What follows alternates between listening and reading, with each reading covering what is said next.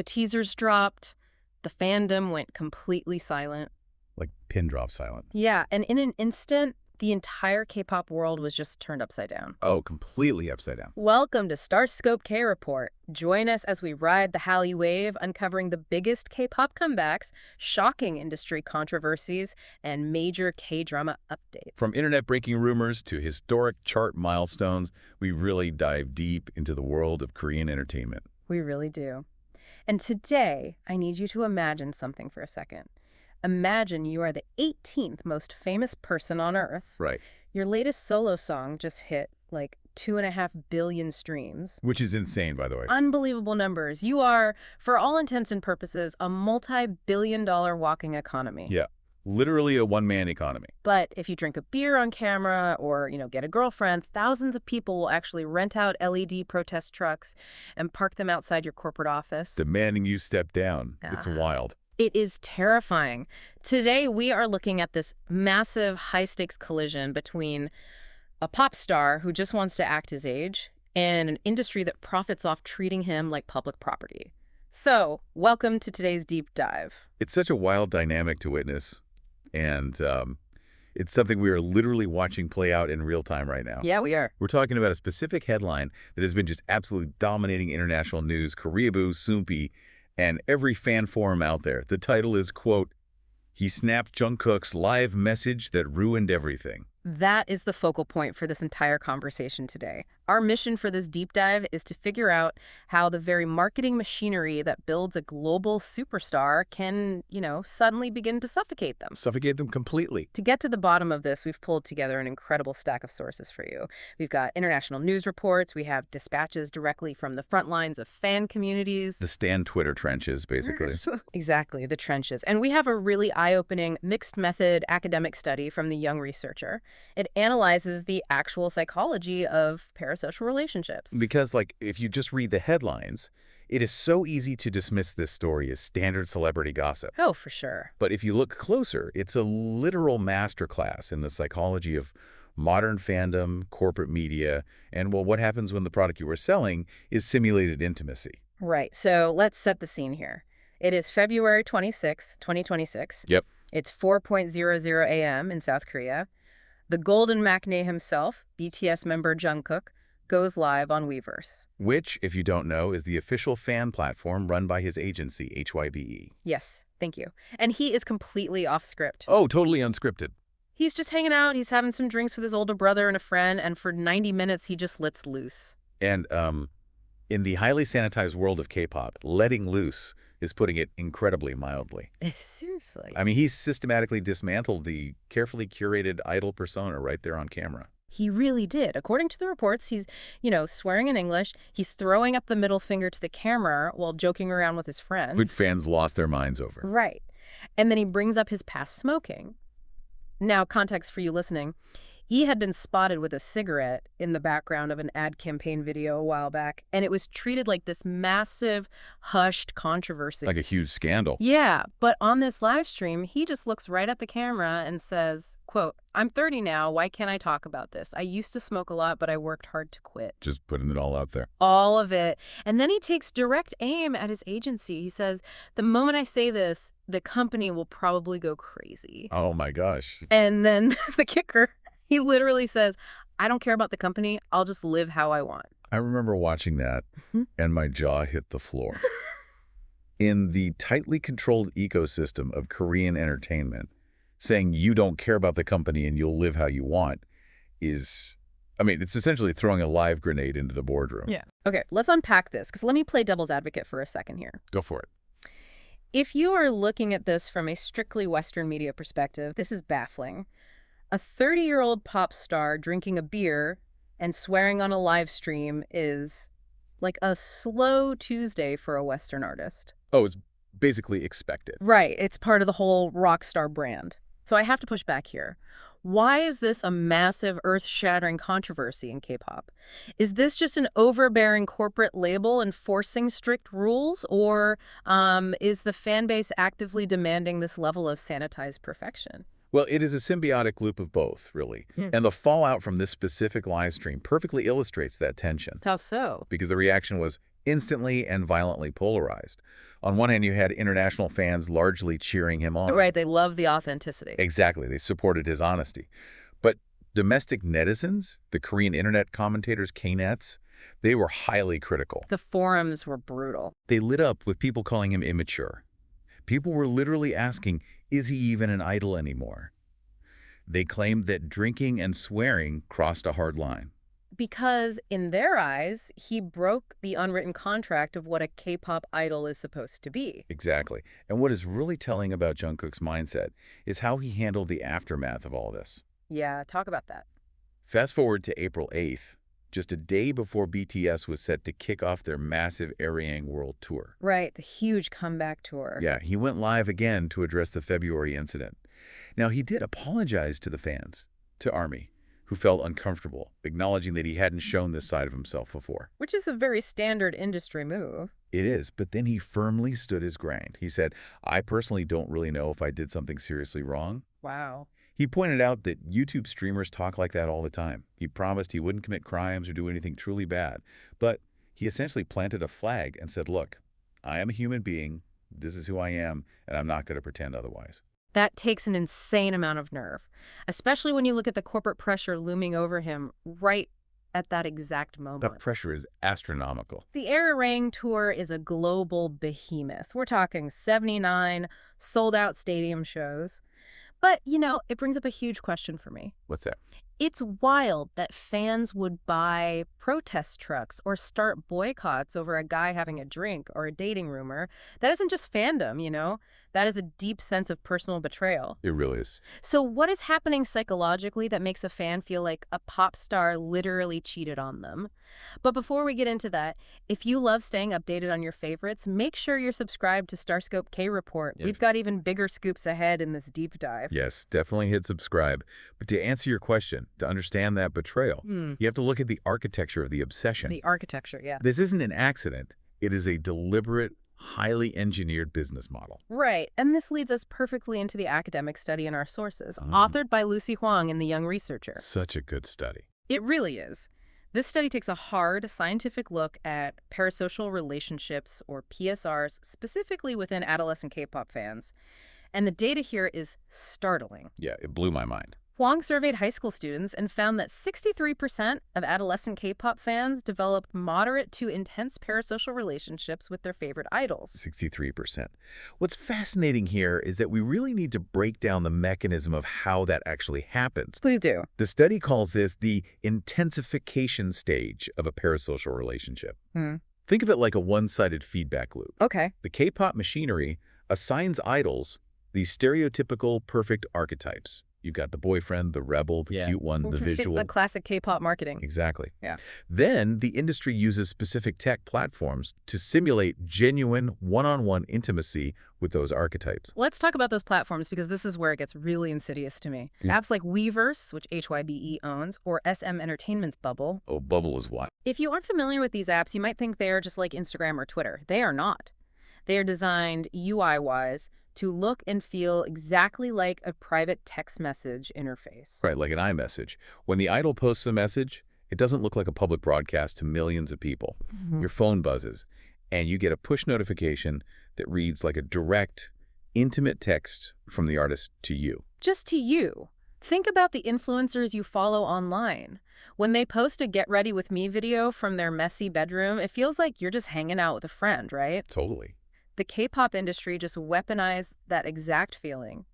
Over time, a teenager's brain literally rewires to prioritize this digital relationship. It's scary how effective it is. The study found that nearly 54% of participants let their idols' moods affect their own, and 37% envision them as actual romantic partners. And adolescents whose self-perceptions and boundaries are still, cementing, they're incredibly susceptible to that. Very vulnerable. The industry creates emotional codependency for profit. But Wang's study highlights the dark side of this illusion.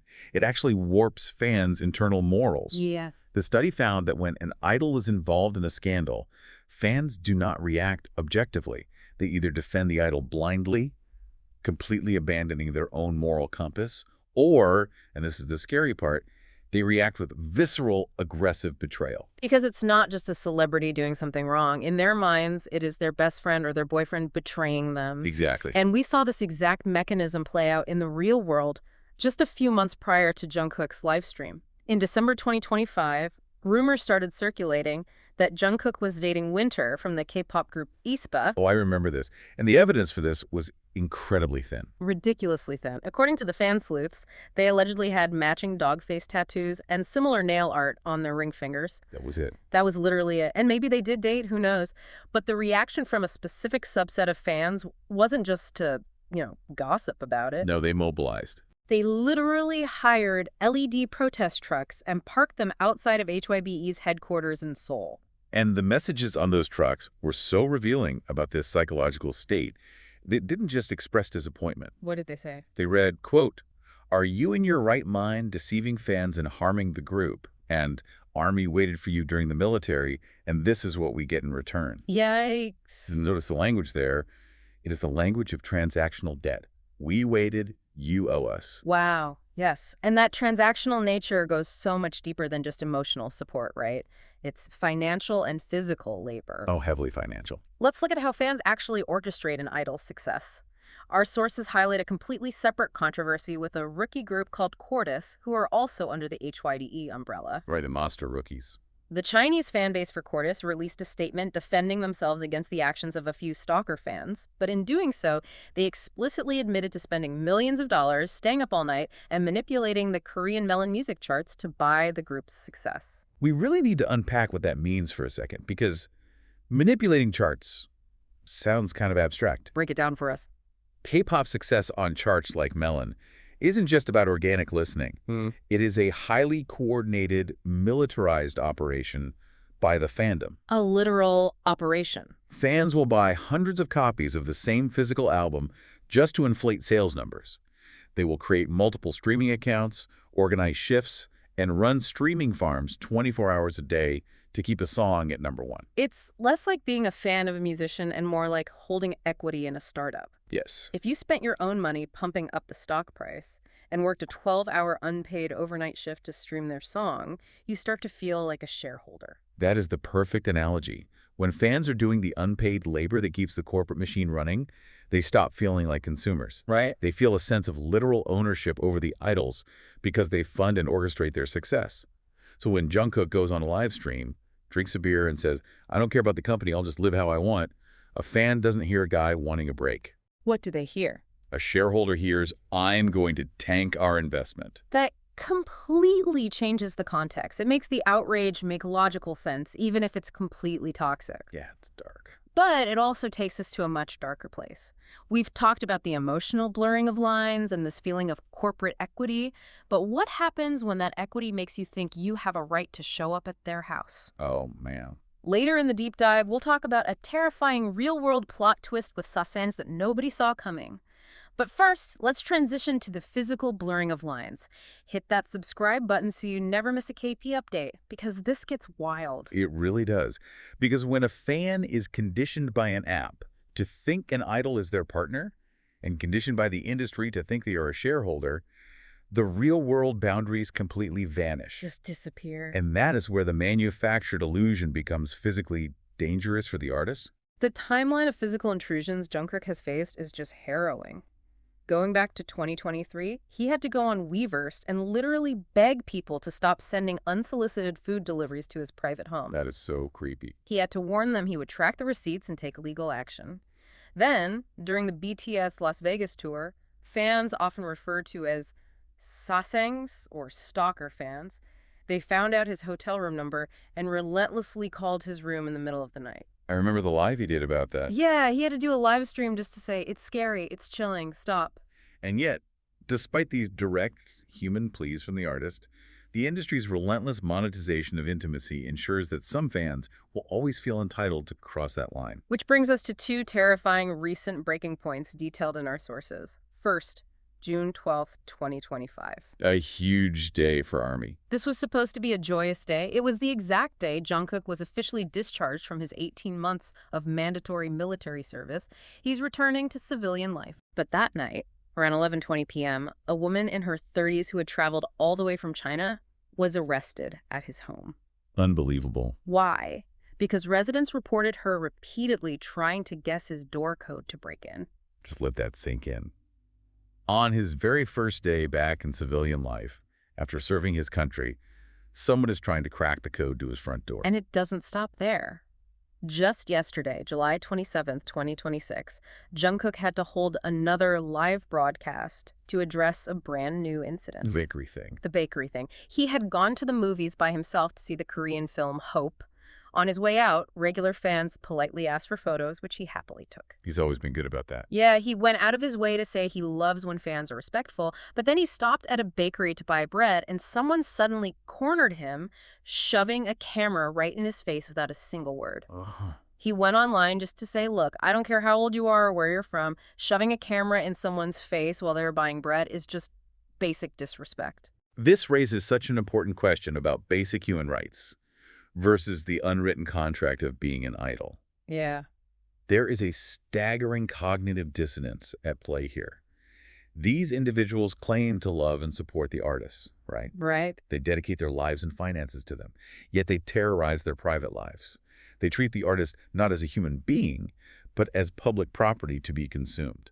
I am so glad you brought up the cognitive dissonance, because you saw this exact debate play out among the fans themselves on the very day of Jungkook's February 26th drunken live stream. Oh, the Turkish fan video? Yes. While he was online asserting his independence, a Turkish fan posted a video online showing her interacting with him on the street. And at first the fandom thought it was cute, right? Yeah, the fan said she approached him hesitantly, he patted her on the back, they took a quick video. But the narrative quickly turned when other fans realized where the video was taken. Yes, exactly. They realized the interaction happened right near Jungkook's personal residence. Which changes everything. Suddenly, the fandom was completely divided. Half the fans were saying, oh, what a lucky encounter. He's so sweet to his fans. And the other half were saying, no, wait a minute. You don't just bump into someone outside their private home at that hour of the night. You were waiting for her. Right. That is stalking. And the fact that the fandom has to self-police these interactions speaks volumes about the complete erosion of boundaries. It really does. The industry builds the parasocial trap. It encourages the obsession. But it leaves the artists to navigate the real-world fallout all by themselves. Which leads us to the ultimate pressure cooker. It's not just the fans suffocating Jungkook, and it's not just the Sasaeng stalkers. No. It is the unprecedented historical weight of the BTS brand itself colliding with his massive, astronomical solo success. The scale of his solo success really cannot be overstated here. I mean, when a member of a group becomes this massive on their own, it changes the power dynamic entirely. Let's look at the stats, because they are staggering. According to a recent list by World Famous Things, Jungkook was ranked the 18th most famous person in the entire world. Top 20 in the world. He was the only Korean on the list, sitting right up there with Justin Bieber. His solo song, 7, it hit 2.5 billion streams in a single month. A phenomenal track, honestly. It was the first K-pop song in history to do that. Before he enlisted in the military, he even got an offer to perform with Usher at the Super Bowl halftime show. Which is just crazy to think about. He is a multi-billion-dollar standalone entity. But he's also a seventh of BTS. Wow. And we have to contrast his individual growth with the corporate behemoth that is the group. Right. The upcoming Airang era is massive. A new album and a 79-show world tour starting at Goyang Stadium. And this isn't just a regular tour. They are doing a live broadcast via Netflix to 190 countries. The stakes for this comeback are unimaginably high for HYBE. They literally cannot afford a misstep. Precisely. So the pressure for everyone to fall in line, behave perfectly, and play their assigned roles is at its absolute maximum. It's boiling over. And this friction isn't new. We have to remember a really haunting quote from the group's leader, RM, from December 2025. Oh, I remember this. He admitted that he couldn't fully explain why they didn't promote a new album late that year, but he confessed that he had thought, quote, tens of thousands of times about whether it would be better to just disband the team or pause it indefinitely. Tens of thousands of times. That is the sound of a human being buckling under the weight of an industry. Truly. So what does this all mean? Let me try to synthesize all of this. Yeah, bring it together. If we put all these pieces together, the academic study on psychological codependency, The Weverse interface rewiring teenagers' brains. The protest trucks, the stalkers at the door, the Super Bowl offers, the Netflix deals. It's a lot.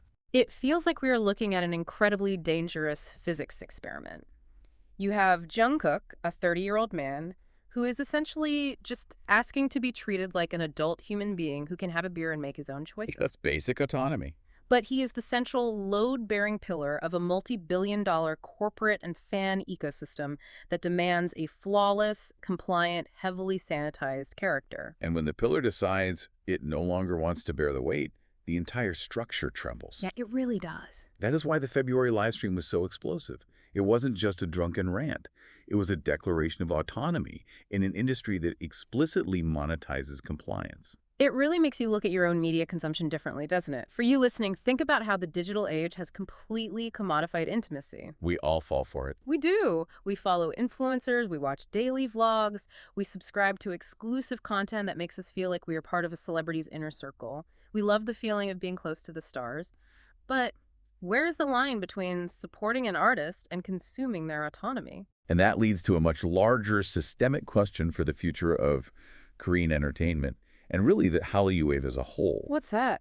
The entire financial model of the K-pop industry is built on monetizing these intense manufactured parasocial relationships. Right. But as globally dominant idols like Jungkook age into their 30s, accumulate their own massive wealth and power, and flat out refuse to play the role of the perfect obedient idol anymore, what happens? That's the million-dollar question. Will the industry be forced to fundamentally change how it markets its stars to survive this new era of authenticity?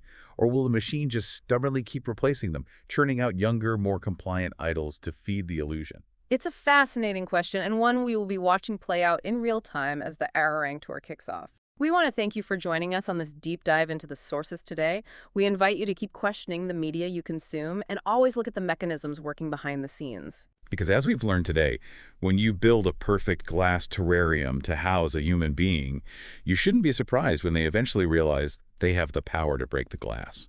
You've been listening to StarScope K-Report, where Eric and Minji bring you the stories shaping K-pop, K-dramas, and the global Hallyu wave. Thanks for tuning in, and don't forget to subscribe for more stories that keep the stars shining.